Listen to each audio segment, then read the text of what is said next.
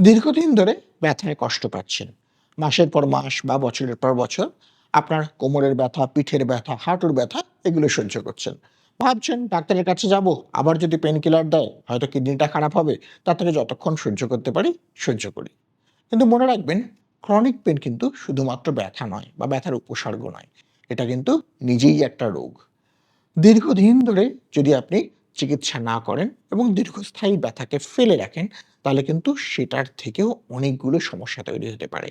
যেমন অনেক সময় ব্যথার তীব্রতা বাড়তে থাকে, সাথে শুরু হয় ঘুমের সমস্যা, ডিপ্রেশন, কাজের অক্ষমতা, এমনকি দেখা যায় আমাদের অঙ্গ প্রত্যঙ্গের কিছু ডিজেনারেটিভ চেঞ্জ বা ক্ষয়ক্ষতিও কিন্তু অনেক বেড়ে যায়। সুতরাং একটা জিনিস মনে রাখবেন যে ক্রনিক পেইন কিন্তু নিজেই একটা রোগ। সুতরাং এতে ভালোভাবে চিকিৎসা করলে এখন অনেক আধুনিক পদ্ধতি আছে। অনেক সময় আধুনিক minimally invasive pain and spine intervention বা যেখানে অপারেশন ছাড়াই ছোট্ট, ছোট্ট পদ্ধতির মাধ্যমে আমরা কিন্তু এই ধরনের ব্যথাকে দীর্ঘস্থায়ীভাবে নিয়ন্ত্রণ করতে পারি।